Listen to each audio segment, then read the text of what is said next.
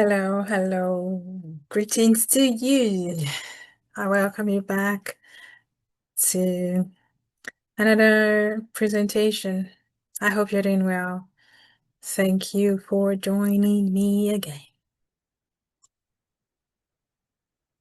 We're all created for a purpose.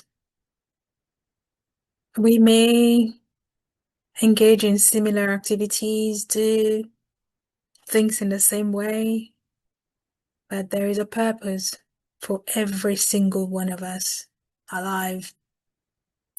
God has created us with unique gifts, talents, skills to match the reason why we were born. What are you living for? What's your purpose?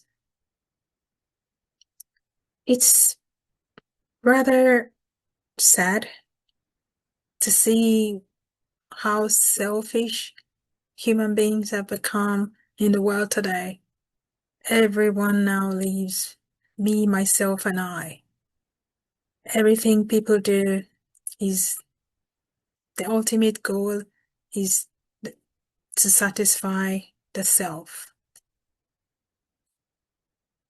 Lots of people have done things carelessly, said things recklessly, without thinking about the impact. Let's be reminded that at the end of our choices, our words, our actions, our decisions, there is a life, or there are lives that might be impacted. What are you living for? You living for yourself? Are you living just to satisfy you? We're told in Galatians chapter 6, verse 2, bear one another's burdens and so fulfill the law of Christ.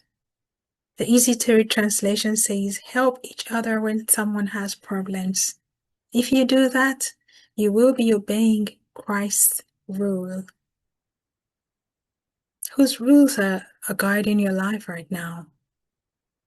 It says, help each other, bear one another's burdens.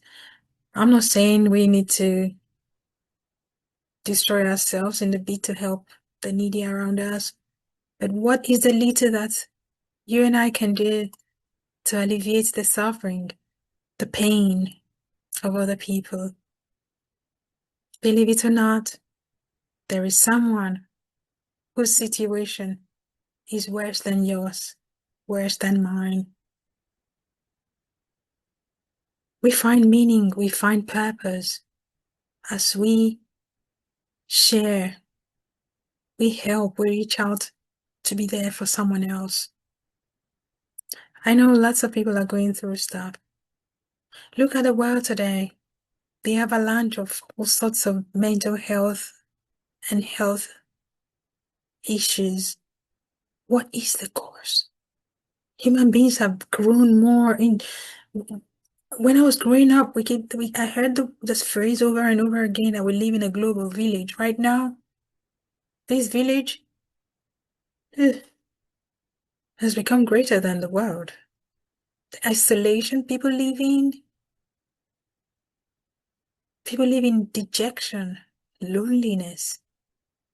I don't know why they have chosen to do that, but let us bear one another's burden.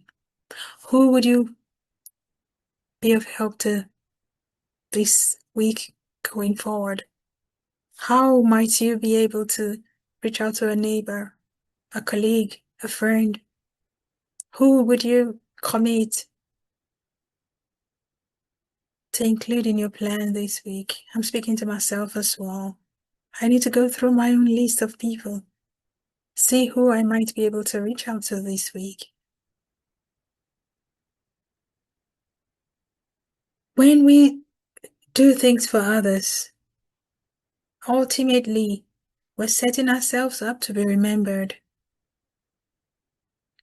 I posted something the other day on Instagram and someone in my DM said, Helping others was what got them to where they were right now in their lives, which is a very unpleasant situation. And I asked them to take it to God and ask God to help them, give them the way out, because you're not helping to get yourself in trouble. There is a lot of factors going into the support we give.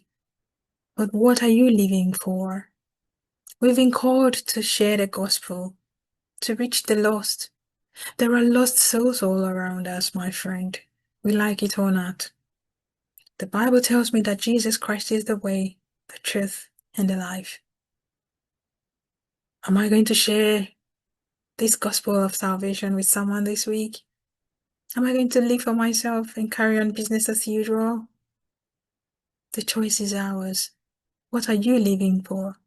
What's your purpose? At the end of life, when you stand before your Maker, would we be welcomed as a good and faithful servant, or the one that will be cast aside as the unfaithful servant? It's scary. But we're not serving God out of fear. What is our purpose? This life is not the only hope we have. Our hope is in Christ Jesus.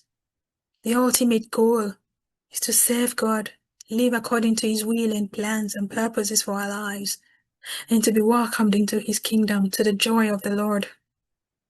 What's your purpose, my friend? I thank you for your time today. Until I come your way again, it's goodbye for now. God bless you as you think over what your purpose is for life.